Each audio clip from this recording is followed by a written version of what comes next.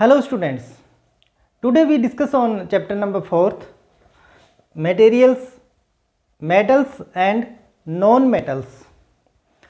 Dear students, you are familiar with the number of materials like silver, copper, iron, aluminium, coal, wood, gold, etc. Differences in metals and non-metals can be made on the basis of their physical and chemical properties. Let's try to find out the properties of some metals and non-metals.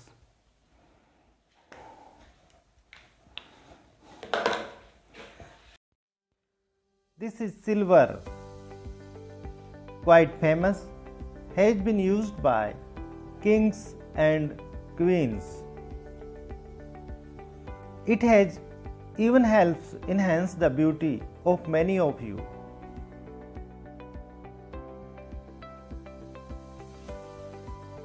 It can easily be given any shape.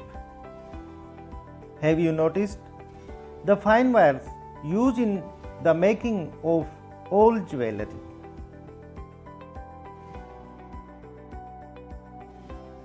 The property of metals by which it can be drawn into wires is called ductility.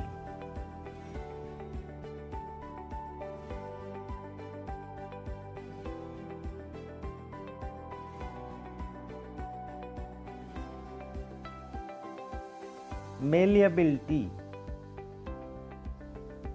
The property of metals by which they can be beaten into thin sheets is called malleability.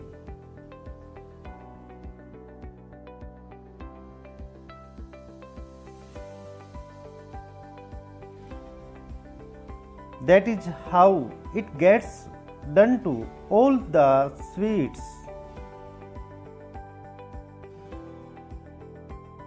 It is also used to make mirrors, but nowadays other cheaper and stain-proof material are preferred.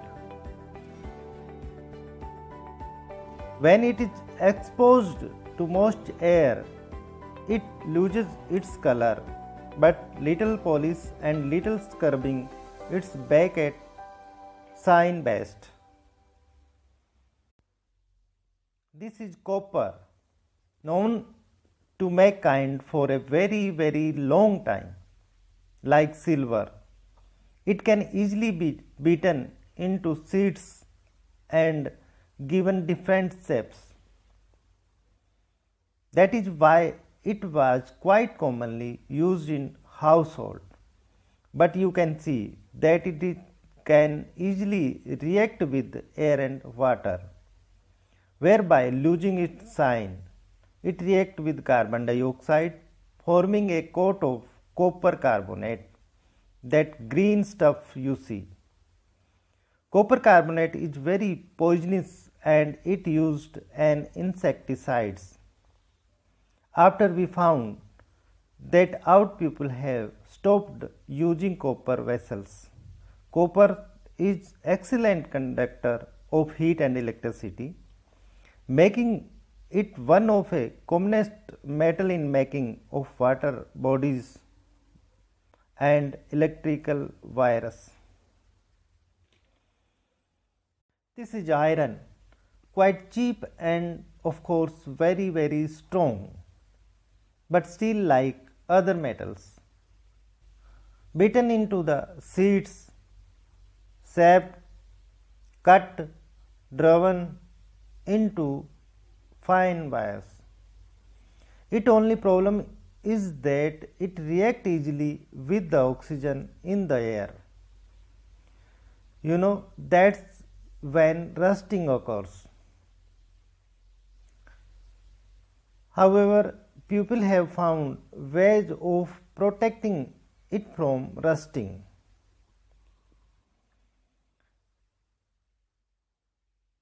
You coat it with other metals. This process is known as galvanization.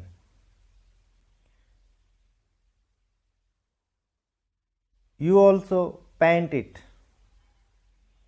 You also combine it with other material to stop it from corroded. Iron is good conductor of heat and electricity, making it quite useful in various industries.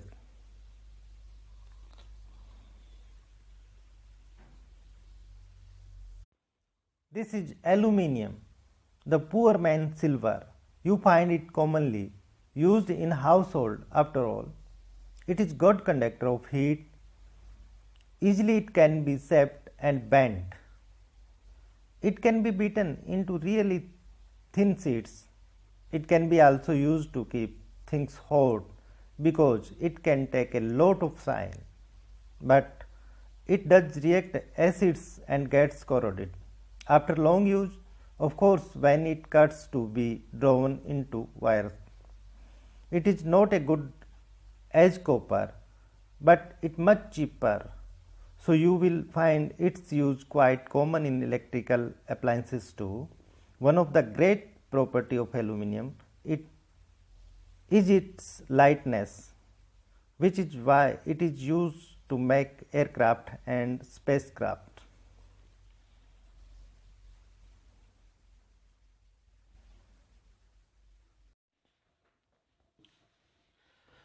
After knowing all this, we can say that some materials are hard, lustrous, malleable, ductile, sonorous, and good conductor of heat and electricity. The materials which generally possess these properties are called metals. And in contrast, materials like coal and sulfur are soft and dull in appearances. The breakdown into the powdery mass on tapping with a hammer. They are not sonorous and are poor conductor of heat and electricity. These materials are called non-metals. Let's know about some exceptions.